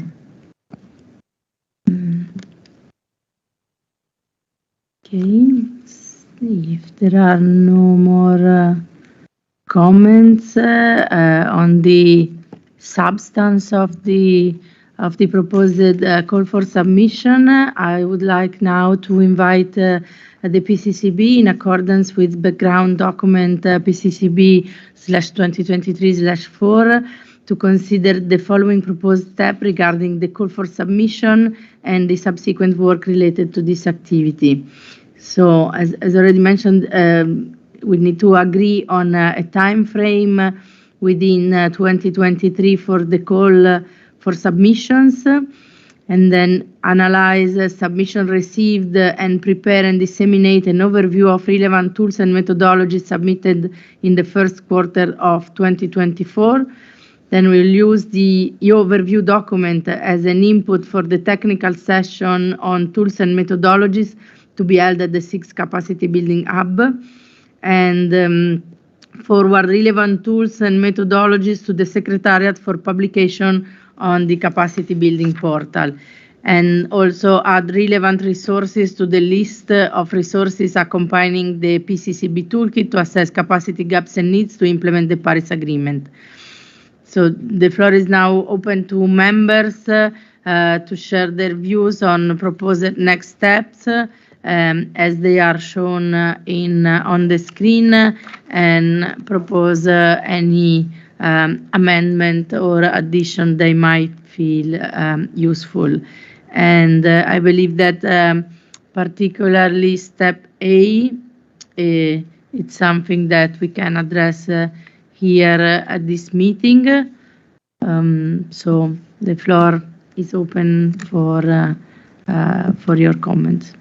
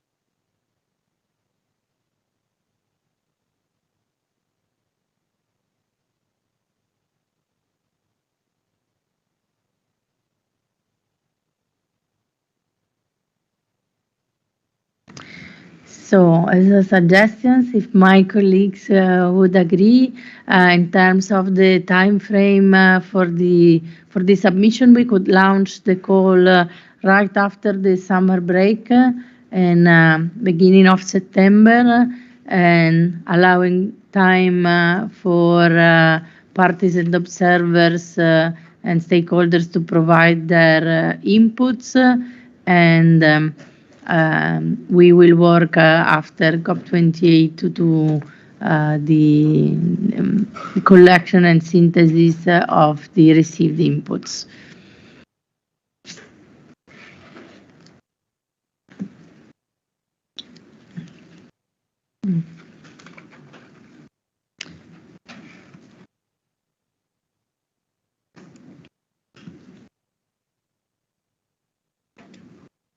Okay.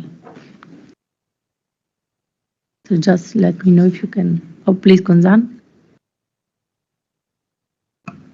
Chair, I've raised my flag to support your proposal. Thank you. Thank you very much. Please. Thank you, Co-Chair. Just for the purpose of clarity, so your your suggestion, your proposal is to launch the call in September and close it at the end of the COP, or when are we closing the call?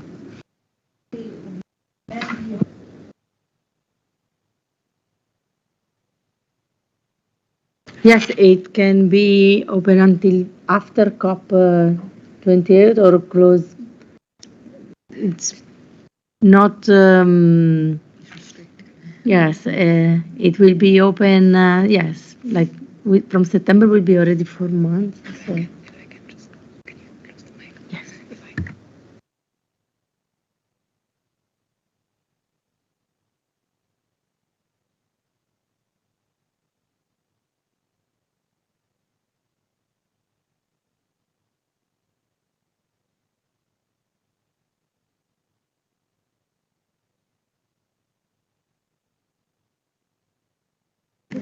Okay.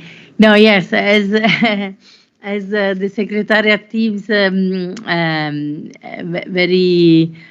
usefully pointed out, usually people tend to wait the deadline to send their submissions. So given the busy time of COPs, it would lead to some distractions and we might lose some submissions. So it would be safer, in fact, to close the call before COP28. So we will close it in November. Please, Lily. Thank you for asking that clarifying question. Another clarifying question, I just want to make sure the Secretariat will have enough time to receive all of the submissions in order to create a synthesis report. And so we want to make sure that the deadline isn't too close to COP as well. Thank you very much, Lily, and absolutely will take that into consideration.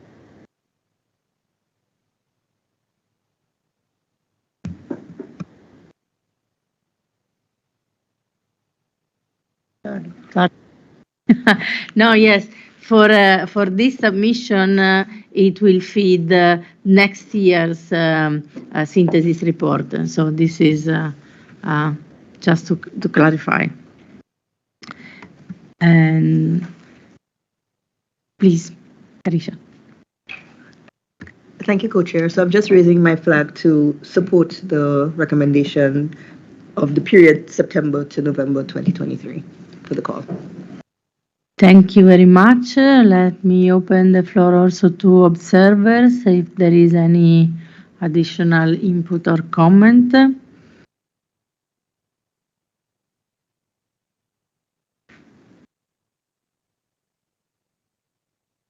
And well, I also would like to invite you to express any views or any other on any other new efforts our committee could undertake with regards to promoting the development and dissemination of tools and methodologies related to climate change capacity building.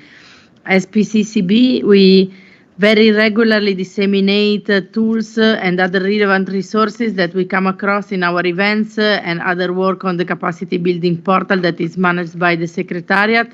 And in addition, in terms of capacity building tools and resources prepared or used by UNFCCC bodies, entities, and processes, we regularly collect this information from the members of the ICG and publish information and links to these resources in the overview document, which is updated, as you know, twice yearly and is now available on the ICG webpage.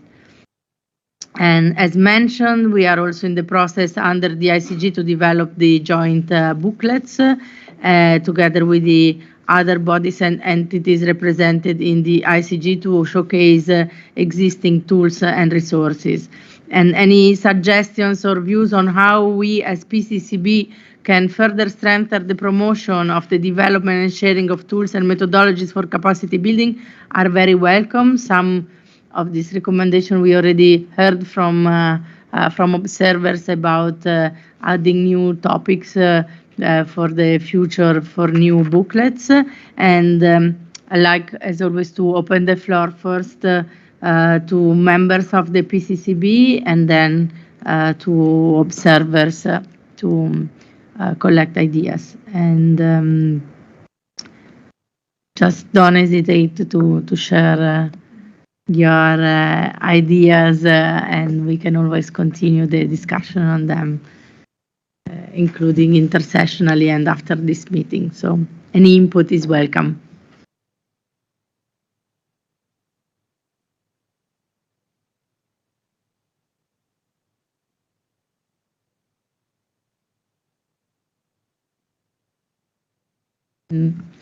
Again, please, it's requesting for the floor, please. Thank you very much. I would like to mention that, for example, at the African front, we are developing with the United Nations Environment Program a big, huge capacity building portal which could identify the data gaps in different sectors, including the climate change. It is in coordination with all the countries in Africa, 53 countries, or 54, I can't recall right now, and all the focal points through the Africa Environmental Information Network. And this data, we called it the Matatu, it's an African name. And the Matatu is a gigantic capacity building and data gap finder across African region. One of the main items within the Matatu is to make the data mapping. So we would like to understand where this data, including the climate change, of course, data, where it says included, or the data sources in African countries, in which ministry, in which department, who is the focal point, who is responsible, and the contacts. So we will have this data mapping, and then we'll identify the data gaps, why this data has not been collected, and the capacity building needs regarding this point or this indicator within this Matatu. So this data could be very useful, again, as a resources within the PCCB network. We can discuss later how to link the Matatu to the portal of at the regional level. So you could have within your portal some sort of links to important regional portals. It's a UN portal as well, but we are working with the countries they are uploading the data. The data is not collected by the UN, but rather from the focal point from the 53 countries into the Matatu portal, which could be a very good resource for this as well. Thank you. Absolutely, and thank you very much. We will absolutely welcome to link the Watatu portal to the capacity building portal on the web page on the website of the UNFCCC. And thank you for this useful contribution. If there are any other comments or suggestions, are very welcome. Please. Thank you, Co-Chair. I'd like to also, I'm Justina from Timor-Leste, just to remind. I'd like to second the input made earlier by one of the colleagues who said that the language, sorry, I have to go back to what we discussed earlier. In terms of the language, if it would be possible to add, let's say, Portuguese, that could help the 9 member states of the community of Portuguese language countries, including Timor-Leste. That would be helpful. And another thing is, if it's possible to have the toolkits available, let's say, in AI formats that can be utilized by some of the countries who have limited human resources capacities to come up with their own, where they can use it nationally and they can translate it into their own local language to be used. This is due to the fact that language barrier is sometimes could be a gap in some of the countries. Thank you. Thank you very much. Well, with reference to the translation in Portuguese, given the many challenges we face for translations, priorities given to UN languages, but of course any collaboration we might find through the PCCB network, any organization or entity, member of the PCCB network willing to support and help us with the translation in Portuguese, we will definitely accept and discuss it further to have it done.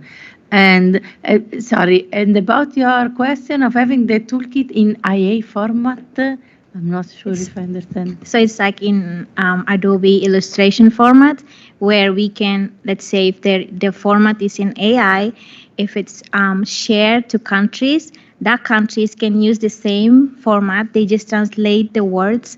Let's say if it's in English and their local language is, let's say, in other language, they can translate it themselves and they can use it nationally to help their countrymen. That's the point. Thank you.